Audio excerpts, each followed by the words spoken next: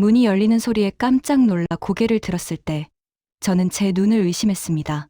남편의 자취방 부엌에 낯선 여자가 서 있었고 그 여자는 제가 담근 묵은지로 찌개를 끓이고 있었습니다. 제 손때가 묻은 노란 용기, 제가 직접 써서 붙인 묵은지 2023.1일 라벨까지 모든 게 선명했습니다. 어떻게 이런 일이 일어났는지 처음부터 말씀드려야 할 것 같습니다. 결혼 15년 차, 저희 부부는 3년 전부터 주말 부부 생활을 시작했습니다. 남편은 지방에서 건설 현장 관리직으로 일했고 저는 서울에서 두 아이를 키우며 집을 지켰습니다. 처음엔 힘들었지만 남편의 수입이 꽤 괜찮았고 아이들 교육을 생각하면 어쩔 수 없는 선택이었습니다. 여보, 이번 주말엔 못 갈 것 같아. 현장에 문제가 생겨서 주말마다 집에 오던 남편이 한 달에 한두 번만 오기 시작한 건 작년 가을부터였습니다. 이해했습니다. 책임자니까 현장을 비울 수 없다는 걸. 그래도 남편은 꼬박꼬박 생활비를 보내줬고 영상통화로 아이들 얼굴을 보며 웃었습니다. 아빠 언제 와? 아빠랑 치킨 먹고 싶어. 이번 주말엔 꼭 갈게. 우리 아들 기다려. 하지만 약속은 번번이 미뤄졌습니다. 현장 일정이 바뀌었다. 거래처와 급한 미팅이 잡혔다. 태풍 때문에 안전 점검을 해야 한다. 이유는 매번 달랐지만 결과는 같았습니다. 남편은 오지 않았습니다.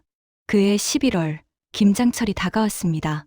시어머니께서 전화를 주셨습니다. 며느리, 올해도 김장 좀 넉넉하게 담가야겠다. 내 남편 혼자 있으니까 잘 챙겨 먹어야 할 거 아니냐. 200포기는 해야 1년 먹지. 네, 어머님. 제가 잘 준비해 둘게요. 시어머니는 건강이 안 좋으셔서 김장을 직접 하실 수 없었습니다. 대신 당신의 비법을 제게 전수해 주시며 배추 고르는 법부터 젓갈 배합 비율까지 꼼꼼하게 알려주셨습니다. 남편이 어릴 적부터 먹던 그 맛을 내야 한다고 몇 번이고 강조하셨습니다. 배추 200포기를 주문했습니다. 무신개, 쪽파 20단, 갓 10단, 젓갈만 5종류를 준비했습니다. 통장에서 180만 원이 빠져나갔지만 가족을 위한 일이라 생각하니 아깝지 않았습니다. 배추가 도착한 날 아파트 앞마당이 순식간에 하얀 배추로 뒤덮였습니다. 이웃 아주머니들이 혀를 내둘렀습니다. 와, 이게 얼마나 되는 거예요? 200포기는 되겠네요. 네, 남편이 지방에 있어서 많이 담가야 해요. 혼자 담그려고요? 허리 나가겠어요. 혼자였습니다. 시어머니는 멀리 계셨고 친정어머니는 연세가 많으셔서 힘든 일을 시킬 수 없었습니다. 친구들에게 부탁할까도 생각했지만 다들 자기 집 김장도 바쁜 시기였습니다. 새벽 5시에 일어나 배추를 다듬기 시작했습니다. 겉잎을 떼어내고 뿌리를 자르고 반으로 갈라 소금물에 절이는 작업. 첫날은 100포기를 절였습니다. 손은 소금기 때문에 갈라져 피가 배어 나왔고 허리는 펴지지 않았습니다. 엄마, 손 왜 그래? 학교에서 돌아온 큰아이가 제 손을 보고 놀랐습니다. 손가락 마디마디가 트고 빨갛게 부어올라 있었습니다. 괜찮아. 김장하느라 그래. 올해는 아빠 것도 많이 담가야 하거든. 아빠는 왜 안 와서 도와줘? 바쁘시니까. 아빠가 고생해서 돈 버시는 거잖아. 아이를 재우고 다시 배추를 뒤집으러 나갔습니다. 밤 11시, 차가운 바람이 불었지만 땀이 줄줄 흘렀습니다.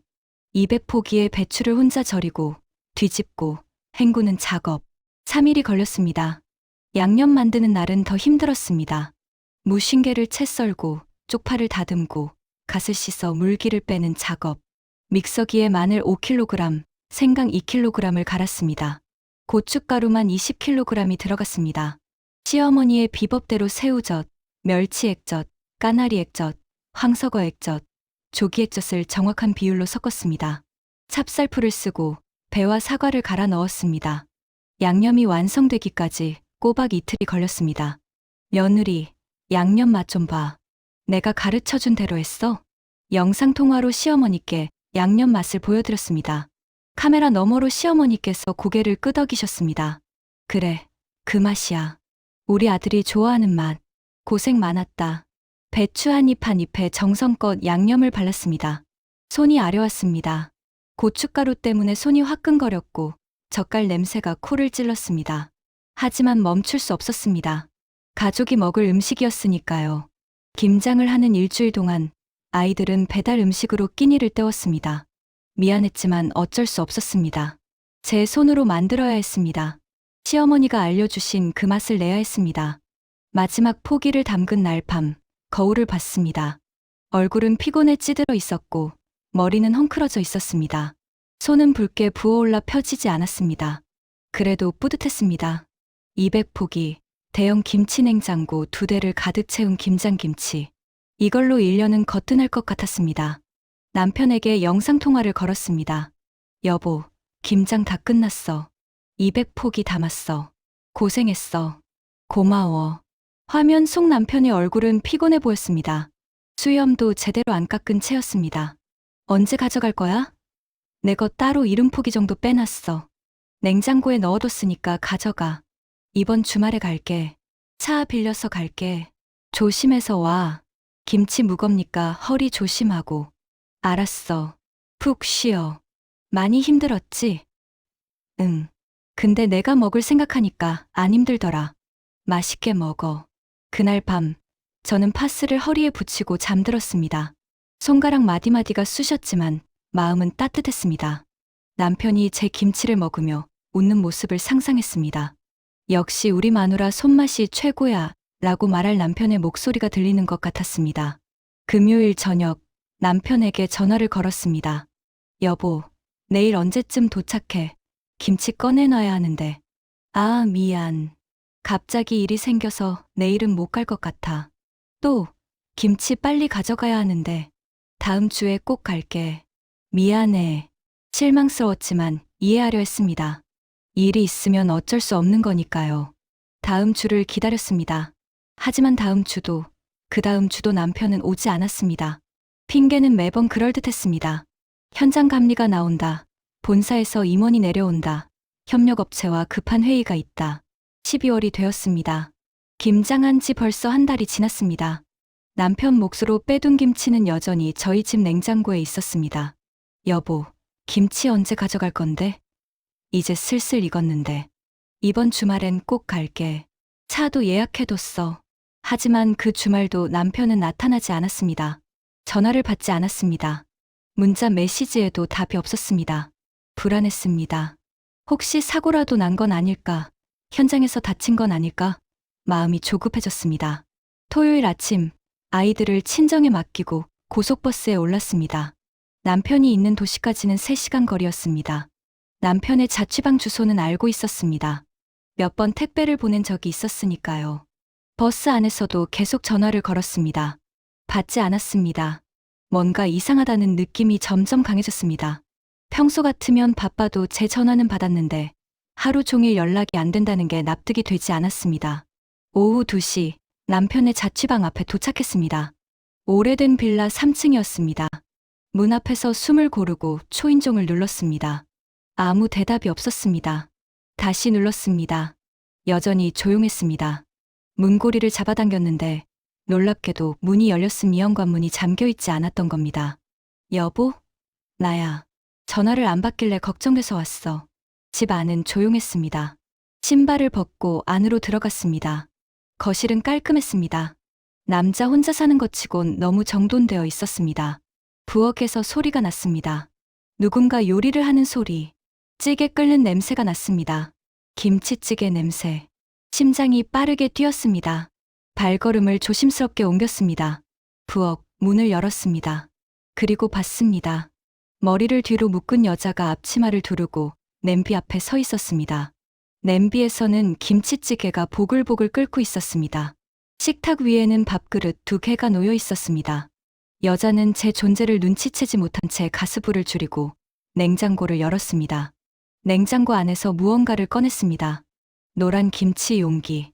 제가 손수 포장한 그 용기. 제가 직접 쓴 라벨 묵은지 2023.1일. 시간이 멈춘 것 같았습니다. 숨이 막혔습니다. 누구세요? 여자가 돌아봤습니다. 30 중반쯤 되어 보이는 여자였습니다. 화장기 없는 얼굴, 편한 집옷차림. 마치 자기 집에 있는 것처럼 자연스러운 모습이었습니다. 여긴 내 남편 집인데요. 제 목소리는 떨렸습니다. 여자의 표정이 굳었습니다. 손에 들고 있던 용기가 바닥에 떨어졌습니다. 노란 뚜껑이 열리며 묵은지가 바닥에 쏟아졌습니다. 제가 새벽부터 밤까지 허리 한번 못 펴고 담근 김치, 손이 트고 찢어지면서 만든 그 김치가 낯선 여자의 부엌 바닥에 널브러져 있었습니다. 저는 여자가 말을 더듬었습니다. 그 순간 화장실 문이 열리는 소리가 들렸습니다. 자기야, 찌개 다 됐어? 남편의 목소리였습니다. 복도에 나타난 남편의 얼굴이 하얗게 질렸습니다. 샤워 후인지 머리가 젖어 있었고 편한 집옷을 입고 있었습니다. 당신, 이게 뭐야? 제 목소리가 떨렸습니다. 남편은 대답하지 못했습니다. 입을 벙긋거릴 뿐이었습니다. 냄비에서는 여전히 김치찌개가 보글보글 끓고 있었습니다. 제 손으로 담근 김치로 만든 찌개. 제가 남편을 위해 정성껏 준비한 그 김치가 다른 여자의 냄비에서 끓고 있었습니다. 설명해봐. 지금 당장. 제 목소리는 생각보다 차갑게 나왔습니다. 남편은 여전히 입을 벙긋거리기만 했습니다. 그 옆에 선 여자는 고개를 숙인 채 떨고 있었습니다. 오빠, 나 먼저 갈게. 여자가 조심스럽게 말했습니다. 오빠. 그 여자가 남편을 오빠라고 불렀습니다. 머리가 멍해졌습니다. 서 있어. 너도. 제가 말했습니다. 여자가 움찔했습니다. 남편이 한숨을 내쉬었습니다. 일단 앉아서 얘기하자. 앉아서. 지금 앉아서 얘기할 상황이야? 목소리가 점점 커졌습니다. 감정이 폭발할 것 같았습니다. 하지만 참았습니다.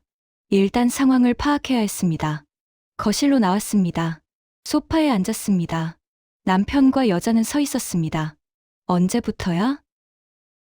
2년. 귀를 의심했습니다. 2년. 주말 부부를 시작한 지 3년인데 그중 2년을 이 여자와. 미쳤어. 2년 동안 날 속였다고? 미안해. 처음엔 그냥 외로워서 시작된 거였어. 외로우면 바람을 피워도 돼. 남편이 고개를 숙였습니다. 변명조차 하지 못했습니다. 여자를 바라봤습니다.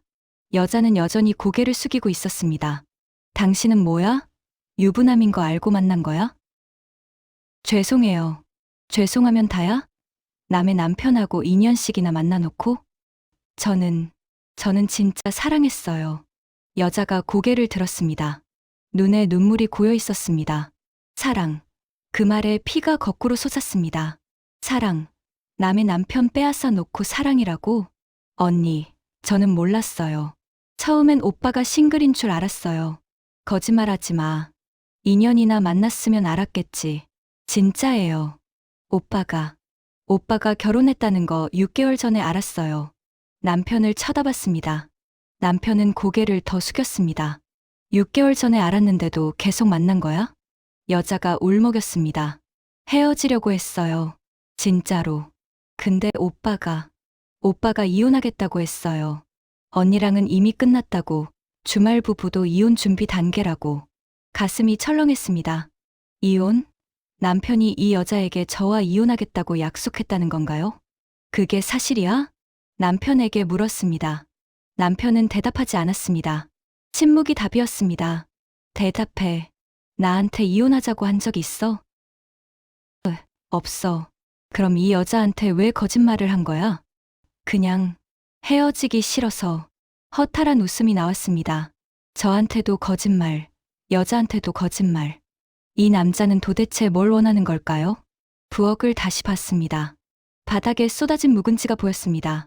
냄비에서는 여전히 김치찌개가 끓고 있었습니다. 저 김치, 내가 담근 거지? 응. 언제 가져간 거야?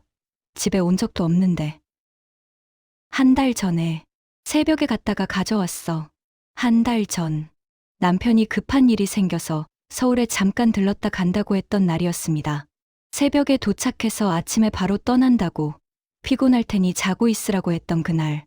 새벽에 몰래 와서 김치만 가져간 거야? 자는 가족들 얼굴도 안 보고?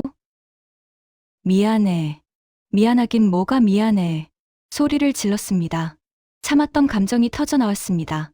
내가 얼마나 힘들게 그 김치를 담갔는데 200포기를 혼자 담갔어. 손이 다 터지고 허리가 펴지지도 않았어. 그게 누구 때문인데? 당신 때문이잖아. 당신이 먹으라고 담근 거잖아. 목소리가 떨렸습니다. 눈물이 났습니다. 억울했습니다. 근데 당신은 그 김치를 이 여자한테 갖다 준 거야? 내가 허리 휘어가며 담근 김치를 이 여자가 먹게 냉장고로 다가갔습니다. 문을 활짝 열었습니다. 안에는 제가 포장한 김치 용기들이 가득했습니다. 묵은지, 겉절이, 깍두기, 열무김치. 제가 정성껏 담가서 남편에게 보낸 모든 김치가 이 집 냉장고에 있었습니다. 이것들도 다 내가 담근 거네. 다 여기 있었네. 냉장고 위 선반에는 햅쌀 포대가 보였습니다. 제가 친정에서 가져온 그 햅쌀. 올가을에 수확한 거라고 친정아버지가 자랑스럽게 주셨던 그 쌀. 쌀도 가져왔네. 우리 아버지가 주신 쌀까지.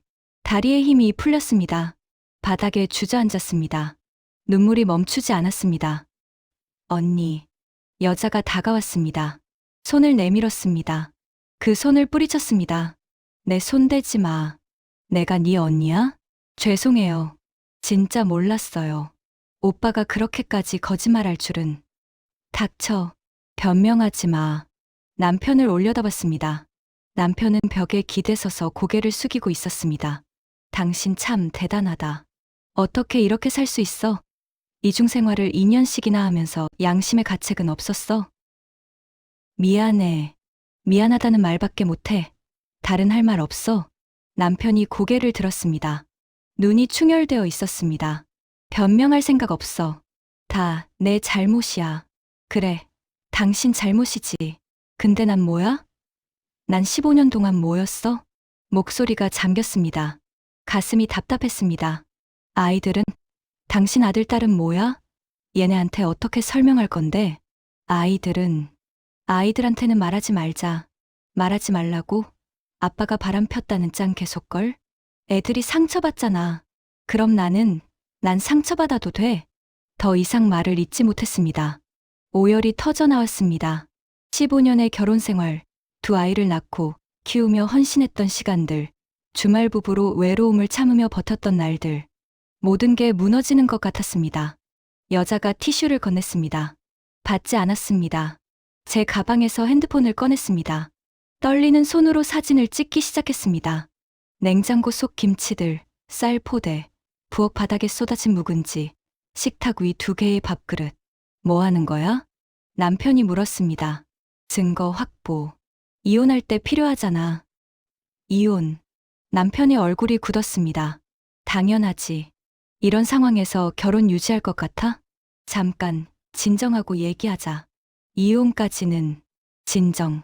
내가 어떻게 진정해. 2년 동안 날 속였는데. 핸드폰을 가방에 넣었습니다. 일어섰습니다. 여자를 마주 봤습니다. 당신, 직업이 뭐야? 간호사요. 병원 다녀? 네. 어느 병원? 여자가 머뭇거렸습니다. 대답하지 않았습니다. 말 안 해도 알아낼 수 있어. 작은 도시잖아. 여기 병원이 몇 개나 되겠어. 협박 같은 말이었지만 실제로 그럴 생각이었습니다. 이 여자가 누군지, 어떤 사람인지 정확히 알아야 했습니다. 나은 병원이요. 응급실에서 일해요. 나이는 35이요. 저보다 5살 어렸습니다. 남편보다는 3살 어렸습니다. 가족은? 혼자 살아요. 부모님은 시골에 계세요. 여기 이 집은? 제 집이에요. 심장이 또 한 번 철렁했습니다. 뭐라고? 여기가 당신 집이라고? 여자가 고개를 끄덕였습니다. 그럼 당신이 이 집 월세를 내는 거야? 아니요. 오빠가. 남편을 돌아봤습니다. 남편이 고개를 숙였습니다. 당신이 이 집 월세를 내줬어. 얼마인데? 80만 원. 80만 원. 매달 80만 원을 이 여자한테. 계산이 빠르게 돌아갔습니다. 2년이면 24개월. 80만 원씩이면 거의 2천만 원. 2년 동안 2천만 원 가까이 쓴 거네. 그 돈이 어디서 났어? 일하면서 번 거. 일하면서 번 돈. 그 돈은 가족 생활비 아니었어. 아이들 교육비 아니었어. 생활비는 따로 보냈잖아. 그럼 이건 당신 용돈으로 쓴 거야? 가족 몰래 딴 여자 월세 내주면서. 말문이 막혔습니다. 너무 어이가 없었습니다. 거실을 둘러봤습니다. TV는 최신형이었습니다. 소파도 새 것 같았습니다. 벽에는 여자의 사진들이 걸려 있었습니다. 여자 혼자 찍은 사진, 남편과 여자가 함께 찍은 사진들. 이 사진들은 뭐야? 언제 찍은 거야? 한 사진을 가리켰습니다. 바닷가에서 찍은 사진이었습니다. 남편과 여자가 손을 잡고 웃고 있었습니다. 작년 여름, 부산에 갔을 때, 작년 여름, 남편이 현장 일로 부산에 출장 간다고 했던 그때였습니다. 일주일 동안 연락도 뜸했습니다. 바쁘다고, 회의가 많다고, 출장이 아니라 여행이었네. 이 여자랑 다른 사진들도 봤습니다. 놀이공원에서 찍은 사진, 식당에서 찍은 사진, 호텔 침대에서 찍은 셀카. 이건 언제 찍은 거야? 호텔 사진을 가리켰습니다. 기념일에. 무슨 기념일? 처음 만난 날. 숨이 막혔습니다. 만난 지 기념일. 그 말은 이 사람들이 정식으로 사귀고 있다는 뜻이었습니다. 그냥 바람이 아니라 연애를 하고 있었던 겁니다. 당신 진짜 최악이다. 인간 말종이야. 남편에게 다가갔습니다. 뺨을 때리고 싶었지만 참았습니다. 손을 들었다가 내렸습니다. 당신이랑 같이 산 15년이 너무 아깝다. 내 인생 돌려줘. 미안해. 정말 미안해. 미안하다고 달라지는 거 있어. 시간이 돌아와? 내 청춘이 돌아와? 여자에게 다가갔습니다. 당신도 마찬가지야. 남의 가정 파괴해놓고 행복할 것 같아? 인과응보라고. 당신도 똑같이 당할 거야. 죄송해요. 죄송하면 다야? 내 남편한테서 손 떼. 당장. 근데 저는 오빠를 사랑해요. 믿을 수 없는 말이었습니다. 이 상황에서 사랑을 운운하다니. 사랑, 유부남하고 바람 피우는 게 사랑이야. 그건 사랑이 아니라 범죄야. 간통죄는 없어졌지만 도덕적으론 범죄야. 저도 어쩔 수 없었어요. 진짜 사랑하게 됐어요. 그럼 나는 15년 동안 결혼 생활한 나는 뭐야? 아이 둘 낳아준 나는? 여자가 울기 시작했습니다. 눈물이 주르륵 흘러내렸습니다. 하지만 동정심이 들지 않았습니다. 울지 마. 당신이 울 자격 없어. 피해자는 나야. 나랑 내 아이들이라고. 가방을 집어 들었습니다. 더 이상 이곳에 있을 수 없었습니다. 나 간다. 당신은 집에 오지 마. 당분간 얼굴도 보기 싫어. 현관으로 향했습니다. 신발을 신었습니다. 여보, 잠깐. 남편이 따라왔습니다. 팔을 잡았습니다. 뿌리쳤습니다. 손 치워. 더럽게. 얘기 좀 하자. 제대로 된 얘기. 무슨 얘기? 변명이라도 더 하게. 아니면 이해해달라고? 그게 아니라 나 버스 시간 맞춰야 해. 아이들이 기다려. 문을 열고 나왔습니다. 계단을 내려갔습니다. 남편이 뒤따라왔습니다. 집까지 데려다 줄게. 차로. 필요 없어. 당신 차 타느니 걸어갈래. 제발 따라오지 마. 경찰 부를 거야. 빌라를 나와 큰 길로 나왔습니다. 택시를 잡아 타고 버스터미널로 향했습니다. 택시 안에서 눈물이 멈추지 않았습니다. 기사님이 휴지를 건네주셨습니다. 손님, 괜찮으세요? 네, 괜찮아요. 괜찮을 리 없었습니다. 세상이 무너진 것 같았습니다. 버스를 기다리며 친구에게 전화를 걸었습니다. 미영아, 왜, 무슨 일이야? 울어? 응, 민수가 바람 폈어. 뭐, 진짜? 모든 걸 설명했습니다. 친구는 듣는 내내 욕을 퍼부었습니다. 그 새끼 미쳤네. 어떻게 그럴 수가 있어? 너 김장 담그느라 얼마나 고생했는데. 응, 그 김치를 그 여자가 먹고 있더라. 아, 진짜. 내가 가서 그 새끼 죽여버릴까? 고마워. 근데 나 어떡하지? 정말 이혼해야 하나? 당연하지. 그런 쓰레기랑 왜 살아? 아이들은 내가 잘 키우면 돼. 그런 아빠 없는 게 나아. 서울로 돌아오는 3시간 내내 멍했습니다. 창밖 풍경이 눈에 들어오지 않았습니다. 머릿속은 복잡했습니다. 집에 도착하니 밤 10시였습니다. 아이들은 친정에서 자기로 했습니다. 혼자 있는 집은 너무 조용했습니다. 거실 한쪽에 쌓여있는 김치 용기들이 보였습니다. 남편 몫으로 준비했던 김치들. 이제는 필요 없는 것들. 냉장고를 열었습니다. 안에는 여전히 김치가 가득했습니다. 200포기 중 우리 가족 모. 하지만 이제 4인 가족이 아닐지도 몰랐습니다. 소파에 앉아 멍하니 천장을 바라봤습니다. 핸드폰이 울렸습니다. 남편이었습니다. 받지 않았습니다. 계속해서 전화가 왔습니다. 전원을 껐습니다. 그날 밤 잠들지 못했습니다. 다음 날 아침 눈을 뜨자마자 현실이 밀려왔습니다. 꿈이 아니었습니다. 어제 본 모든 것이 실제로 일어난 일이었습니다. 핸드폰을 켰습니다. 부재중 전화 37통, 문자 메시지 52개. 모두 남편이었습니다. 미안해. 전화 좀 받아줘. 아이들한테는 말하지 마. 우리 얘기 좀 하자. 정말 잘못했어. 메시지를 읽지 않고 삭제했습니다. 들어오는 전화도 받지 않았습니다. 대화하고 싶지 않았습니다. 친정에서 아이들을 데려왔습니다. 엄마가 물으셨습니다. 얼굴이 왜 그래? 어제 무슨 일 있었니? 아니에요. 그냥 피곤해서요. 민수한테 갔다 왔다며? 잘 있더냐? 네. 거짓말이었습니다. 엄마에게 말할 수 없었습니다. 아직은 혼란스러웠습니다. 아이들은 신나서 주말을 보냈습니다. 큰아이가 물었습니다. 엄마, 아빠는 언제 와? 보고 싶은데.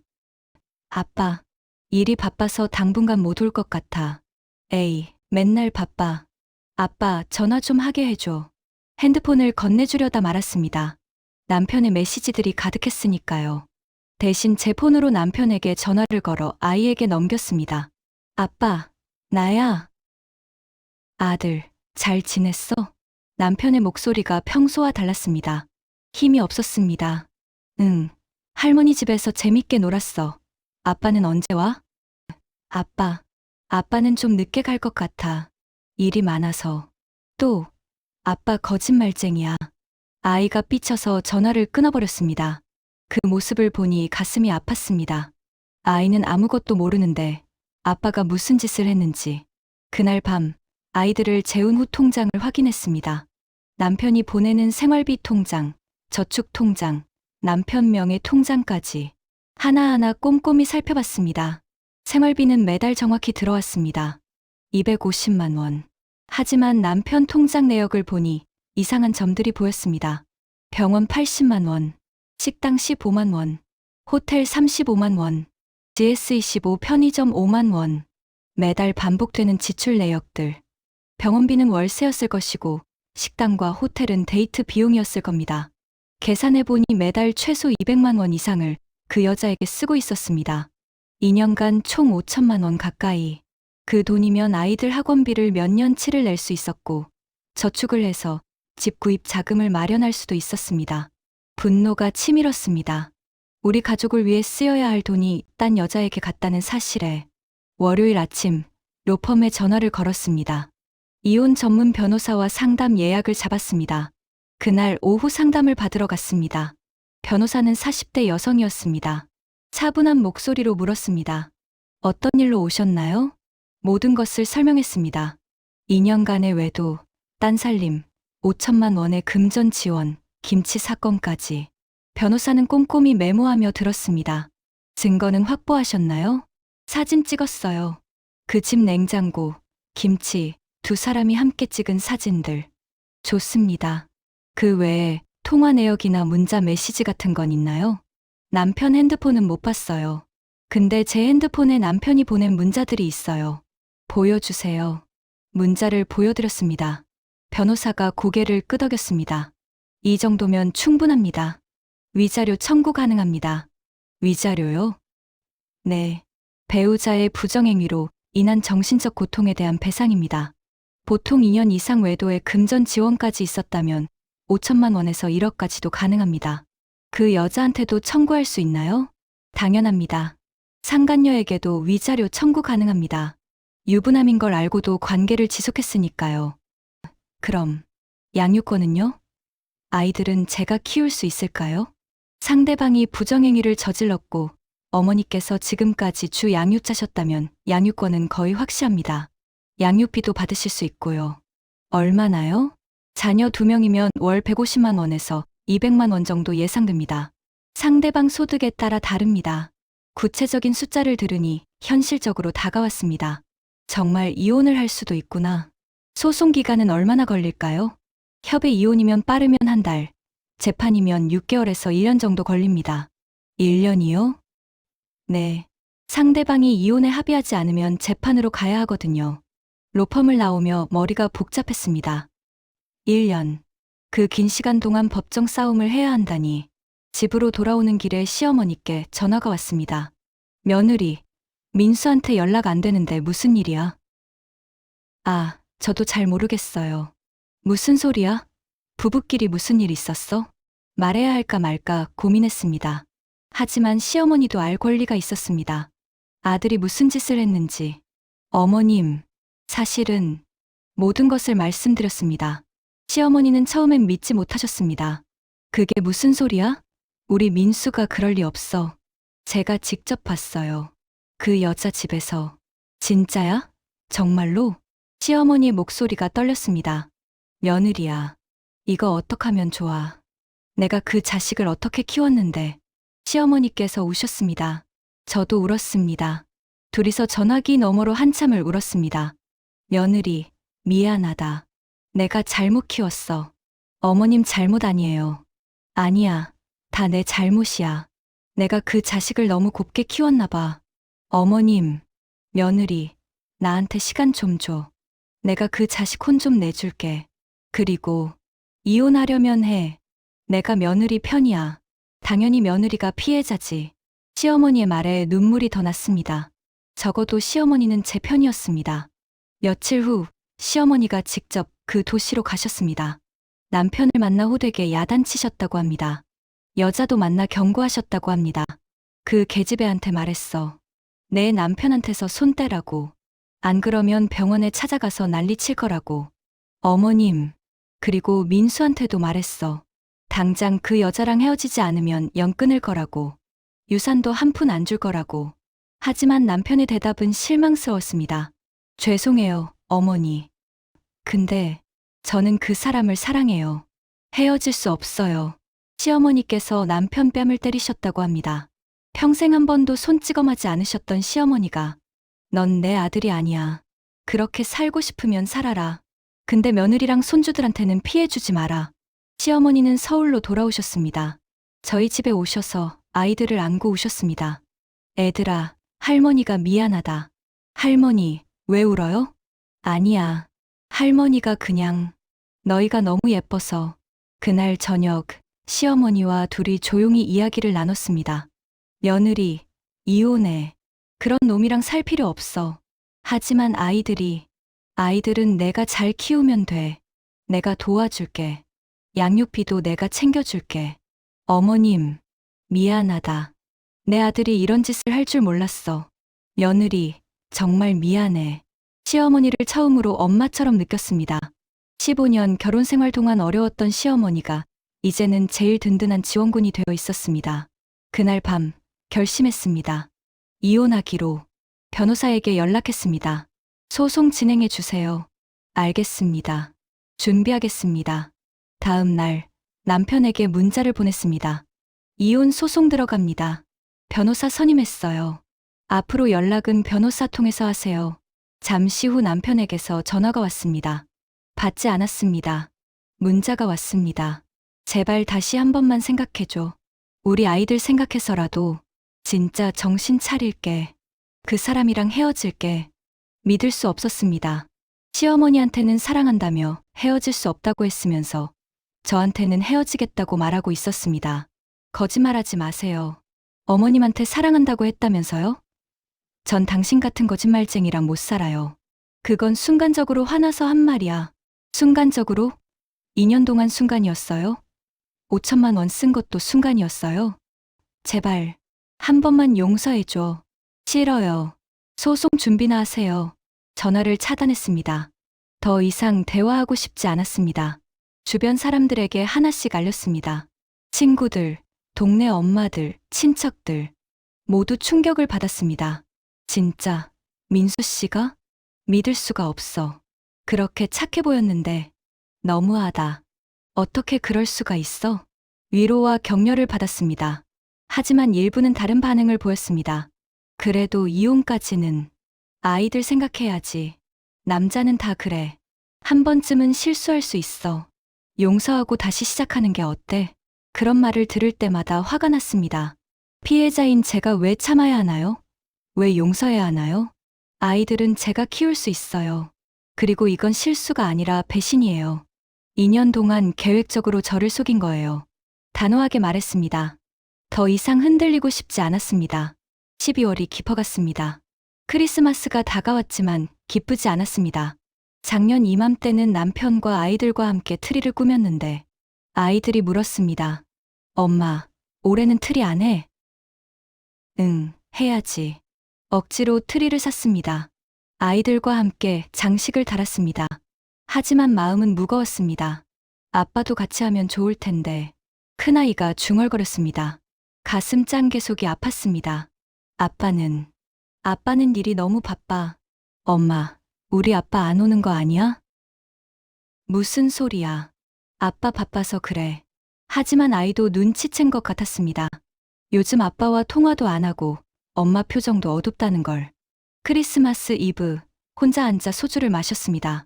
아이들을 재우고 난 후 거실에 혼자 앉아 작년 이맘때가 떠올랐습니다. 남편이 깜짝 선물을 준비해왔던 날. 목걸이였습니다. 싸구려였지만 기뻤습니다. 여보, 고마워. 내가 너무 사치스럽게 뭘 바란 건 아니었는데. 아니야. 당신은 더 좋은 걸 받아야 해. 내가 돈 더 벌어서 다이아몬드 목걸이 사줄게. 그때 그 약속이 거짓말이었을까요? 아니면 그때는 진심이었을까요? 지금 그 여자에게도 똑같은 말을 했을 것 같았습니다. 선물을 주면서 사랑한다고 말하면서 소주잔을 비웠습니다. 또 따라 마셨습니다. 취하고 싶었습니다. 이 고통을 잊고 싶었습니다. 핸드폰이 울렸습니다. 모르는 번호였습니다. 받았습니다. 여보세요? 언니예요? 그 여자였습니다. 목소리만 들어도 알 수 있었습니다. 왜 전화했어? 저 언니한테 할 말이 있어서요. 할 말. 무슨 할 말? 죄송해요. 진심으로 죄송해요. 그래서 저 오빠랑 헤어졌어요. 심장이 뛰었습니다. 뭐라고? 오빠랑 헤어졌어요. 언니 말이 맞았어요. 저는 오빠를 사랑한 게 아니었나 봐요. 갑자기 왜? 오빠 어머님이 저한테 오셨어요. 그리고 말씀하셨어요. 제가 얼마나 나쁜 짓을 하고 있는지. 여자가 울먹였습니다. 저는 그냥 외로웠어요. 혼자 사는 게 힘들었어요. 그때 오빠를 만났고 오빠가 좋았어요. 근데 오빠가 결혼했다는 걸 알고도 헤어지지 못한 건 제가 나쁜 거죠. 언니, 정말 죄송해요. 제가 언니 인생을 망쳤어요. 전화를 끊고 싶었지만 계속 들었습니다. 저도 벌 받을 거예요. 제가 한 짓은 용서받을 수 없는 거니까요. 그럼 이제 어쩔 건데? 저는 이 동네를 떠날 거예요. 병원도 그만두고 다른 곳에서 새로 시작하려고요. 언니, 오빠. 아니, 민수 씨는 진짜 언니를 사랑했었을 거예요. 처음엔. 근데 제가 그걸 망친 거예요. 그게 위로가 될 것 같아? 아니요. 위로가 아니라 그냥 사실을 말씀드리고 싶었어요. 전화가 끊겼습니다. 멍하니 핸드폰을 바라봤습니다. 그 여자가 떠난다고 해서 뭐가 달라질까요? 남편의 배신이 용서될까요? 아니었습니다. 이미 깨진 신뢰는 돌이킬 수 없었습니다. 1월이 왔습니다. 새해가 밝았지만 새로울 게 없었습니다. 여전히 이혼 소송은 진행 중이었고 남편과는 연락을 끊은 상태였습니다. 법원에서 첫 조정기일이 잡혔습니다. 1월 15일, 남편을 마주해야 하는 날이었습니다. 법원에 도착했습니다. 변호사와 함께 조정실 앞에서 기다렸습니다. 남편도 변호사와 함께 나타났습니다. 2달 만에 보는 남편은 많이 초췌해 보였습니다. 수염은 덥수룩했고 눈 밑에는 다크서클이 짙었습니다. 눈이 마주쳤지만 외면했습니다. 말하고 싶지 않았습니다. 조정실에 들어갔습니다. 조정위원이 양측의 이야기를 들었습니다. 남편 측에서는 어떤 입장이신가요? 남편의 변호사가 말했습니다. 저희 의뢰인은 잘못을 인정하고 깊이 반성하고 있습니다. 하지만 아이들을 위해서라도 이혼은 재고해 주시길 바랍니다. 부인 측은요? 제 변호사가 답했습니다. 의뢰인은 더 이상 결혼 생활을 지속할 의사가 없습니다. 2년간의 지속적인 외도와 금전적 배임 행위는 용서할 수 없는 수준입니다. 조정위원이 남편을 바라봤습니다. 외도 사실을 인정하십니까? 네. 기간이 2년 정도라고 하는데 맞습니까? 네. 상대 여성에게 금전적 지원을 했습니까? 네. 조정위원이 고개를 끄덕였습니다. 그렇다면 이혼 사유는 충분합니다. 다만 조정을 통해 원만하게 합의하시는 게 좋겠습니다. 양육권과 재산 분할, 위자료 문제를 협의해 보시죠. 양육권은 쉽게 정리됐습니다. 남편도 제가 키우는 것에 동의했습니다. 양육비는 한 달에 얼마를 생각하십니까? 제 변호사가 말했습니다. 자녀 이임 기준 월 200만 원을 요구합니다. 200만 원이요? 남편의 변호사가 반박했습니다. 너무 과도합니다. 의뢰인의 소득을 고려하면 150만 원이 적정합니다. 의뢰인은 지난 2년간 외도 상대에게 월 200만 원 이상을 지출했습니다. 자신의 자녀들에게 그만큼 못 줄 이유가 없습니다. 남편의 변호사가 말문이 막혔습니다. 결국 200만 원으로 합의됐습니다.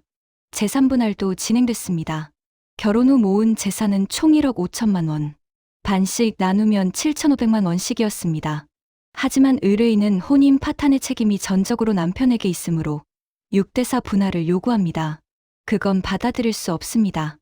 양측이 팽팽히 맞섰습니다. 결국 55대45로 합의했습니다. 제가 8천만 원, 남편이 7천만 원을 가져가기로. 마지막으로 위자료 문제가 남았습니다. 위자료는 얼마를 청구하십니까? 8천만 원입니다. 남편에게 5천만 원, 상간녀에게 3천만 원을 청구합니다. 8천만 원은 과도합니다. 통상적인 위자료 수준을 벗어납니다. 의뢰인은 15년간 헌신적으로 가정을 지켜왔습니다. 주말 부부로 외로움을 참으며 홀로 육아와 가사를 담당했습니다. 지난 김장철에는 200포기의 김치를 혼자 담그며 허리를 다쳤습니다. 그런데 그 김치가 외도 상대의 식탁에 오른 사실은 의뢰인에게 씻을 수 없는 모욕입니다. 조정위원도 고개를 끄덕였습니다. 김치 이야기는 저도 들었습니다. 참 안타까운 일이네요. 결국 위자료는 6천만 원으로 합의했습니다. 남편이 4천만 원, 그 여자가 2천만 원. 모든 합의가 끝났습니다. 서류에 서명했습니다. 이제 정말 끝이었습니다. 조정실을 나오며 남편이 다가왔습니다. 잠깐, 할 말이 있어. 변호사 통해서 하세요. 제발. 마지막으로 한마디만. 싫어요. 돌아서려는데 남편이 팔을 잡았습니다. 미안해. 정말 미안해. 나 정말 후회하고 있어. 나요. 제발. 용서는 못해도 이해는 해줘. 나도 외로웠어. 외로우면 바람 피워도 돼요? 그게 변명이에요? 아니, 그게 아니라 당신이 외로울 땐 생각했어요? 나도 외로웠다는 거. 나도 혼자 아이들 키우면서 얼마나 힘들었는지. 근데 나는 안 그랬어요. 왜냐면 나는 당신을 사랑했고 가정을 지키고 싶었으니까. 남편이 고개를 숙였습니다. 미안해. 미안하다는 말 이제 그만해요. 지겨워요. 팔을 뿌리치고 걸어갔습니다. 뒤돌아보지 않았습니다. 법원을 나와 차에 올랐습니다. 변호사가 말했습니다. 수고하셨어요. 이제 조정 조서만 받으면 끝입니다. 네. 조정 조서는 2주 후에 나옵니다. 그럼 정식으로 이혼이 완료되는 거예요. 고맙습니다. 집으로 돌아왔습니다. 아이들은 학교에 가 있었습니다. 빈집에 혼자 있으니 감정이 밀려왔습니다. 울었습니다. 한참을 울었습니다. 15년의 결혼 생활이 끝났다는 게 실감났습니다. 하지만 후회는 없었습니다. 이게 맞는 선택이었습니다. 저녁에 아이들이 집에 돌아왔습니다. 저녁을 먹으며 말했습니다. 얘들아, 엄마가 할 말이 있어. 뭔데? 엄마랑 아빠가 앞으로 따로 살기로 했어. 아이들의 표정이 굳었습니다. 큰아이가 물었습니다. 이혼하는 거야? 응. 왜? 싸웠어? 응. 아빠가 잘못을 했어. 큰 잘못을. 무슨 잘못? 어떻게 설명해야 할까 고민했습니다. 아직 어린 아이들에게 아빠가 바람폈다는 걸 어떻게 말할까? 그건 나중에 크면 알려줄게. 지금은 그냥 아빠가 엄마한테 나쁜 짓을 했다는 것만 알아도 큰아이가 울기 시작했습니다. 싫어. 이혼하지 마. 우리 친구들은 다 아빠 있는데 나만 없으면 어떡해. 미안해. 엄마도 미안해. 아이를 안았습니다. 작은 아이도 같이 울었습니다. 셋이서 한참을 울었습니다. 엄마가 잘 키울게. 아빠 없어도 우리 행복하게 살 수 있어. 진짜? 응, 진짜. 엄마가 약속할게. 그날 밤 아이들을 재우고 혼자 앉아 생각했습니다. 앞으로 어떻게 살아야 할까? 경제적으로는 큰 문제가 없었습니다. 재산분할로 받은 돈과 양육비, 그리고 제가 일을 하면 충분히 살 수 있었습니다. 다음 날 구직 사이트에 이력서를 올렸습니다. 결혼 전에 했던 격리 일을 다시 시작하기로 했습니다. 일주일 후 한 회사에서 연락이 왔습니다. 면접을 받고 합격했습니다. 월급은 250만 원. 많지는 않지만 시작으로는 괜찮았습니다. 2월 1일 첫 출근을 했습니다. 낯선 사무실, 낯선 사람들. 떨렸지만 힘을 냈습니다. 안녕하세요. 오늘부터 함께 일하게 된 김수진입니다. 어서 오세요. 잘 부탁드려요. 동료들은 친절했습니다. 점심시간에 함께 밥을 먹으며 이런저런 이야기를 나눴습니다. 수진 씨, 결혼하셨어요? 네. 아, 이혼했어요. 아, 죄송해요. 제가 실례를. 아니에요. 괜찮아요. 혼자 아이 키우시는 거예요? 네, 둘이에요. 대단하세요. 존경스러워요. 고맙습니다. 일은 생각보다 재미있었습니다. 숫자를 다루는 게 머리를 맑게 해줬습니다. 무엇보다 집 밖에서 사람들을 만나고 일을 하는 게 좋았습니다. 퇴근 후 아이들을 학원에서 데려왔습니다. 저녁을 만들어 먹고 숙제를 도와주고 씻기고 재웠습니다. 힘들었지만 뿌듯했습니다. 나도 할 수 있어. 혼자서도. 2월 말 조정 조서가 나왔습니다. 정식으로 이혼이 완료됐습니다. 호적에서 남편의 이름이 사라졌습니다. 이제 저는 싱글맘이었습니다. 남편에게서 위자료 4천만 원이 입금됐습니다. 그 여자에게서도 2천만 원이 들어왔습니다. 총 6천만 원. 이 돈을 어디에 써야 할까 고민했습니다. 아이들 교육비, 아니면 전세 보증금. 결국 반은 아이들 교육비로, 반은 저축하기로 했습니다. 혹시 모를 미래를 위해. 3월이 되었습니다. 봄이 왔습니다. 벚꽃이 피기 시작했습니다. 주말에 아이들과 함께 근처 공원에 갔습니다. 벚꽃을 보며 걸었습니다. 엄마, 예쁘다. 그치, 벚꽃 예쁘지? 응, 사진 찍자. 아이들과 함께 사진을 찍었습니다. 셋이서 웃으며 찍은 사진. 행복해 보였습니다. 집으로 돌아와 사진을 보니 신기했습니다. 불과 몇 달 전만 해도 절망 속에 있었는데 지금은 웃고 있었습니다. 살 수 있구나. 이렇게. 저녁에 친구에게 전화를 걸었습니다. 미영아. 수진아. 왜? 고마워. 그동안 내 얘기 들어줘서. 무슨 소리야. 친구 사이에. 너 덕분에 많이 힘이 됐어. 수진아, 너 요즘 목소리 밝아졌다. 예전이랑 다르게. 그래? 응. 뭔가 살아있는 것 같아. 예전엔 죽어있는 것 같았거든. 그랬구나. 이제 괜찮은 거지? 응. 이제 괜찮아. 아니, 괜찮아질 거야. 그래. 너 잘할 수 있어. 전화를 끊고 창밖을 봤습니다. 봄바람이 커튼을 흔들었습니다. 새로운 계절이 왔습니다. 그날 밤 일기를 썼습니다. 오랜만이었습니다. 2025년 3월 15일. 오늘 아이들과 벚꽃을 보러 갔다. 예뻤다. 아이들도 즐거워했다. 이혼한 지 한 달이 지났다. 처음엔 힘들었지만 이제는 조금 익숙해졌다. 혼자 아이를 키우는 게 쉽지는 않지만 불가능하지도 않다. 나는 할 수 있다. 나는 강하다. 200포기의 김치를 혼자 담근 내가 이것쯤은 할 수 있다. 일기장을 덮었습니다. 잠자리에 들었습니다. 꿈을 꿨습니다. 김장하던 날의 꿈. 하지만 이번엔 혼자가 아니었습니다.